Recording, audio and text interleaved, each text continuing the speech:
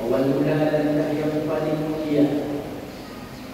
Marilah sama-sama kita bermunajat, memuja serta memuji Allah Subhanahu wa Ta'ala. Allah yang masih menitipkan keimanan, keislaman di dalam qalbu kita masing-masing, sehingga pada hari yang sangat berbahagia ini, dengan begitu ikhlasnya kita bertandang ke masjid yang kita cintai ini. Selawat, berikan nada serta salam sama-sama kita sampaikan kepada salah seorang manusia yang paling sempurna yang pernah diciptakan oleh Allah Subhanahu wa Ta'ala. Wa afdalul khalqi 'ala al-ilahi nabiyina fadl 'an syaitan amma sallallahu alaihi wasallam. Selanjutnya kepada seluruh keluarga yang begitu setia, pula kepada seluruh sahabat yang selalu siap siaga. Tak lupa kepada tabi'in, ulama mutaqaddimin wa ulama mutaakhirin yang muhtabar. Ta'zim wal ikram al-kabir, terutama sekali kepada Habib Mas yang kita cintai. Selanjutnya kepada kedua bedanya Azim Bilal Ibu Mawakil, kepada Rusi, kepada Ibu Mabu, kepada seluruh ahli Abu Abadi yang telah berhadir di masjid yang kita cintai. Kaum muslimin sidang jamaah Jumat yang dirahmati oleh Allah, kegelapan tidak hanya ditandai oleh keadaan tanpa cahaya. Kegelapan tidak hanya dimaknai oleh keadaan tanpa aliran listrik. Benar, itu merupakan sebuah kegelapan.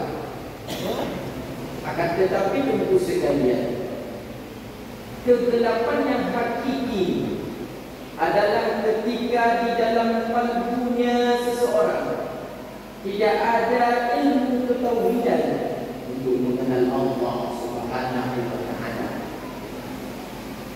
Kegelapan yang hakiki itu sekalian adalah ketika di dalam kalbunya seseorang tidak ada ilmu syariat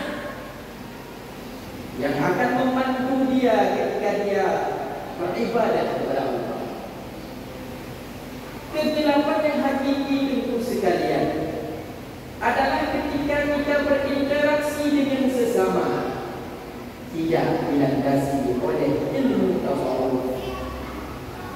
Maka terhadap hal ini Abu Bakar As-Siddiq mengatakan ada 5 kegelapan yang akan menyelubungi hati manusia. Pula ada 5 pedida sebagai solusi penerang daripada kegelapan tersebut. Tunggu yang dirahmati oleh Allah, kegelapan yang pertama yang akan menyelubungi hati manusia adalah ketika kita terlalu mencintai dunia, hubbud dunia. Segala sesuatu yang kita kerjakan, segala sesuatu yang kita rencanakan, segala sesuatu yang kita bicarakan adalah orientasinya dunia semata. Daripada bunuh sampai cekuro disambung sampai sekut, bahkan malam dan paginya lagi, yang kita kejar adalah dunia dan dunia. Kaum muslimin sekalian, apa itu dunia? Dunia adalah segala sesuatu perbuatan kita selama kita masih hidup, yang mana orientasinya, keperluannya, kepentingannya tidak dapat kita petik di yaumil kiamah. Apa saja yang kita lakukan, akan tetapi faedahnya tidak mengalir untuk ukuran kita. Itulah dunia. Maka tunggu sekalian, ketika kita terlalu hubbud dunia, mencintai dunia, ini akan mengakibatkan hati kita yang dulu. Awak dia tadi menceramah anak itu, awak dia nak duduk nasihat anak itu tadi. berbagai-bagai dan lain sebagainya. Kenapa? Nanti kita keras. Akibat apa? Hukum. Maka Abu Bakar As-Siddiq mengatakan, solusi terhadap hal ini adalah kembali bertakwa kepada Allah Subhanahu wa Ta'ala. Tentu yang dirahmati oleh Allah. Di dalam kitab Muratil Ubudiyah halaman 61 dikatakan, Allah memberikan dua pilihan besar untuk hamba-Nya. Pertama sekali adalah melakukan segala sesuatu yang diperintahkan oleh Allah. Dan yang kedua adalah meninggalkan segala sesuatu yang dilarang oleh Allah. Kaum muslimin sekalian, untuk melakukan segala sesuatu yang diperintahkan perlu kepada ilmu. Sekarang bagaimana halnya kita melakukan solat? Allah mengatakan aqimis shalah, dirikan oleh Muhammad. Sedangkan sosok Allah saja kita perlu mengenalnya. Allah sendiri belum mengetahui dengan sifat yang wajibnya, dengan sifat yang mustahil dan harusnya. Bagaimana kita yang melakukan segala sesuatu yang diperintahkan, sedangkan sosok yang memerintahkan kita tidak mengenal siapa Allah sebenarnya. Maka untuk melakukan segala sesuatu yang diperintahkan perlu kepada ilmu tauhid. Begitu pula ketika kita sudah melakukan hal yang diperintahkan, banyak sekali hal-hal yang membatalkan solat. Sembahyang dan lain sebagainya. Bagaimana itu akan sah apabila kita tidak mempelajari ilmu fikih? Maka untuk melakukan segala sesuatu yang diperintahkan perlu kepada ilmu fikih pula. Ketika usai daripada solat, usai daripada puasa, usai daripada haji, umrah dan lain sebagainya, yang namanya manusia itu rasa ria, takabur dan lain sebagainya. Maka di sini perlu kepada ilmu tasawuf untuk menjaga pahala daripada hal yang telah kita lakukan. Maka tentu yang dirahmati oleh Allah, kegelapan yang pertama adalah ketika kita terlalu cinta dunia. Solusinya adalah bertakwa, dan takwa itu perlu kepada ilmu tauhid, fiqh dan tasawuf. Yang kedua, kegelapan yang akan menyelubungi hati manusia adalah ketika kita manusia dengan dosa. Muslimin sekalian, dalam kadar waktu 24 jam, siapa yang berani menjamin bahwasanya tangan kita tidak melakukan hal yang dilarang oleh Allah? Dalam kadar waktu 24 jam, siapa yang berani menjamin kita tidak pernah pergi ke tempat yang dilarang oleh Allah? Dalam kadar waktu 24 jam, siapa yang berani menjamin bahwasanya hidung, mulut, mata, telinga kita tidak melakukan hal yang dilarang oleh Allah? Untuk manusia biasa sekali berkidah, tidak ada seorang pun yang berani menjamin dia luput daripada dosa. Maka dosa inilah yang akan membuat hati kita hitam dan keras. Solusinya Abu Bakar mengatakan, kembalilah engkau bertaubat kepada Allah pada setiap waktunya. Tentu yang dirahmati oleh Allah.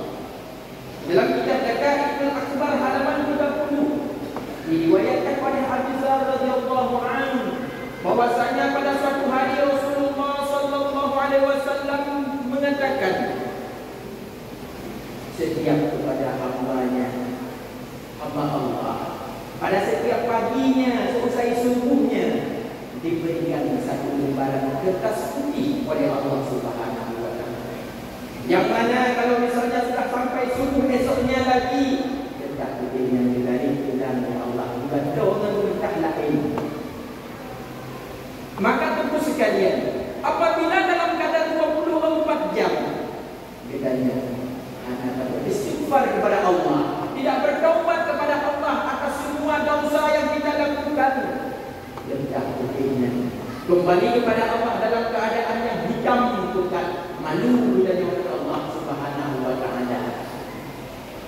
Sebalik daripada demikian, ketika dalam keadaan 24 jam tunggu sekalian, sabi-sabi dan istighfar kepada Allah, maka cerdahnya dua kepada Allah bercahaya boleh istighfar bulan bin bulan.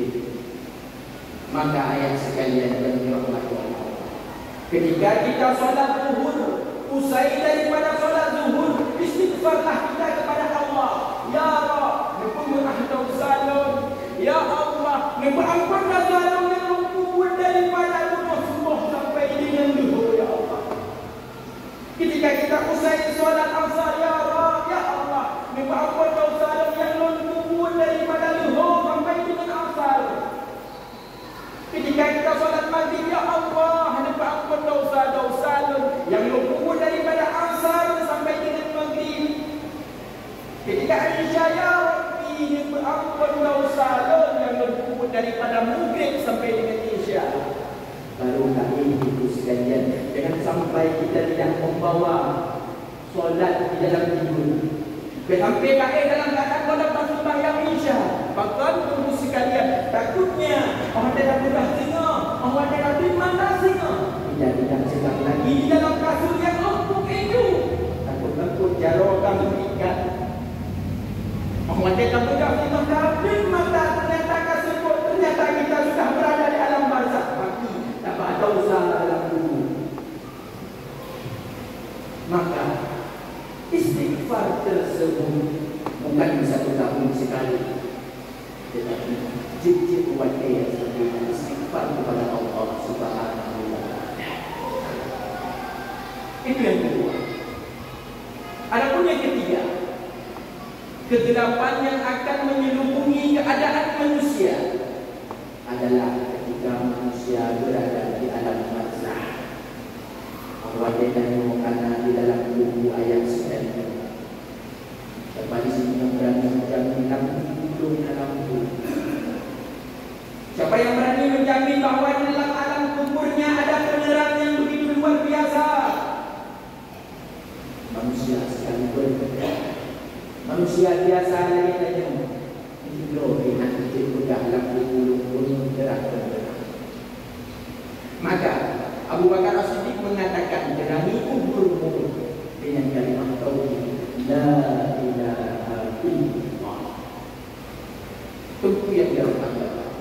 Kenapa mesti kalimat tauhid la ilaha illallah? Karena kalimat tauhid la ilaha illallah adalah unsur yang paling kuat yang pernah diciptakan oleh Allah. Tunggu sekalian. Membaca Allah Subhanahu wa taala menciptakan besi. Besok, maka besi menyangka dirinya adalah unsur yang paling kuat di muka bumi. Maka Allah menciptakan api. Ternyata api dengan mudahnya dapat melelehkan besi.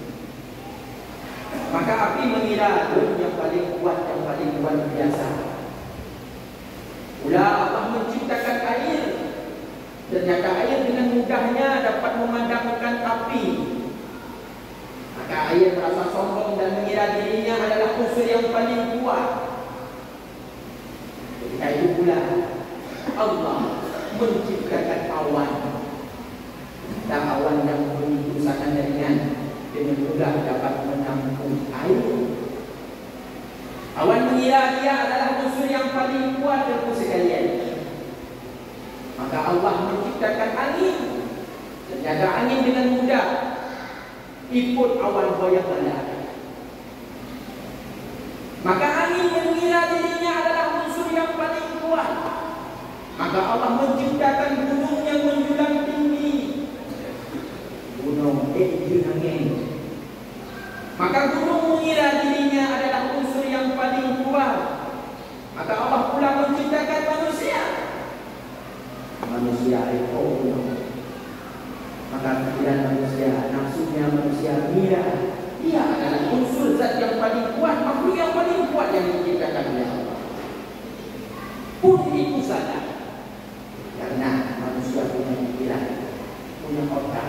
Maka pikiran tersebut mengira dirinya adalah musuh yang paling kuat. Pun itu salah, ternyata hati yang paling kuat. Karena tanpa hati manusia tidak berfungsi. Ketika hati kita yang begitu kecil ini mengira dirinya adalah musuh yang paling kuat, pun ternyata itu salah. Karena yang paling kuat adalah zikir kepada Allah. Karena tanpa zikir hati akan mati. Maka ibu sekalian, unsur yang paling kuat bukan besi, bukan api, bukan air, bukan awan, bukan angin, bukan gunung yang menjulang tinggi, bukan manusia, tetapi zikir kepada Allah Subhanahu wa Ta'ala. Ia dapat menerangi pikiran kita yang begitu gelap hidupnya. Itu yang ketiga. Adapun yang keempat, kegelapannya akan menyelubungi manusia, yang akan menghitam pekatkan hati manusia adalah ketika kita berada di kiamat, yang mana kegelapan tersebut berasal daripada amalan-amalan buruk kita. Karena Allah Subhanahu wa Ta'ala akan mengubah amalan kita menjadi dua bentuk yang berbeda di kiamat. Amalan-amalan baik kita akan diubah oleh Allah menjadi seorang yang begitu tampan, begitu cantik, berpakaian putih dan wangi. Dia akan menemani kita. Sedangkan amalan-amalan buruk kita akan diubah oleh Allah menjadi binatang-binatang yang begitu ganas sempurna, yang siap menerkam kita daripada depan, belakang, serta atas kita. Sehingga tentu sekalian, yaumil qiyamah, kamu lihat ketika yang amalan doa kita yang sudah dilupakan oleh Allah menjadi ular, kalajengking dan lain sebagainya. Kamu lihat hidupkan amalan doa itu, sehingga tak kita mengetahui Allah, ya Rabbi, ya Allah, tolong ya Allah, tolong ya Allah, hansan tolong peduli dengan binatang-binatang hitam tersebut ya Allah. Allah mengatakan, wahai hambaku yang ada berhubung dengan muatai darul nasi goreng itu dan itu dari itu amalanmu, kita lah tolong sama dia. Maka itu amalan. Wahai amalan tolong lawan kalajengking, tolong lawan ulirnya, tolong lawan naganya. Hal yang paling sedih ketika itu yang dirahmati oleh Allah adalah ketika amalan kita menyerah. Dia begitu kecil, dia mengatakan, wahai tuanku, nunggu ahlul, dan hansan tolong lawan kalajengking yang begitu besar, dan hansan tolong lawan ulu yang begitu luar biasa besarnya. Amalan burukku terlalu besar, aku tidak sanggup, aku terlalu kecil. Karena hal yang paling sedihkan yaumil qiyamah adalah ketika amalan kita sendiri tidak sanggup menolong kita. Maka solusi daripada hal tersebut, beramallah kita dengan amalan-amalan soleh yang ikhlas untuk Allah Subhanahu wa Ta'ala. Walaupun itu sedikit, tetapi keikhlasan kita 100% untuk Allah. Tentu yang dirahmati oleh Allah Subhanahu wa Ta'ala. Itu yang keempat. Adapun yang kelima, kegelapan yang akan menyelubungi keadaan kita tentu paling ngeri adalah ketika kita berada di hadapan sirat. Maka dari di sirat jembatan yang begitu halus. Ulama mengatakan lagi opsiun kita ujung dan panhalu di neraka. Solusinya, Abu Bakar As-Siddiq mengatakan, Anda perlu sebuah keyakinan yang begitu kuat untuk kasih berani gigi tersebut. Maka di sini ketika kita belajar ilmu tauhid, belajarlah kita kepada guru yang mana sanad keilmuan daripada guru-guru kita sampai kepada Maturidiyah, Asy'ariyah dan sampai kepada Rasulullah. Ketika kita belajar ilmu fiqh, belajarlah kita kepada guru-guru yang sampai sanad keilmuannya kepada Imam Asy-Syafi'i dan Rasulullah. Ketika kita belajar ilmu tasawuf, belajarlah kita kepada guru-guru yang keilmuannya, sanad keilmuannya sampai kepada Imam Al-Ghazali dan Rasulullah SAW. Barulah kita memiliki sebuah keyakinan tekad yang kuat. Jangan sampai pula kita kena harga umur tu mantan ibadah dalam keadaan keraguan.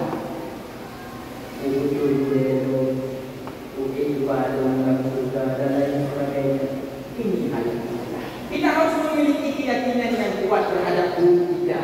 Karena nanti sehingga kami gantung kita daripada akan yang belum diaman tinggi dan dalam surga dan neraka. Tentu yang dirahmati oleh Allah. Jadilah kita manusia-manusia yang selalu bertakwa kepada Allah, melakukan segala sesuatu yang diperintahkan dengan keilmuan tauhid, fiqh dan tasawuf. Jadilah kita manusia-manusia yang selalu beristighfar kepada Allah, terutama usai daripada solat 5 waktu. Jadilah kita sebagai manusia yang selalu melantunkan kalimah tauhid la ilaha illallah, karena dia adalah zat unsur yang paling kuat yang diciptakan oleh Allah.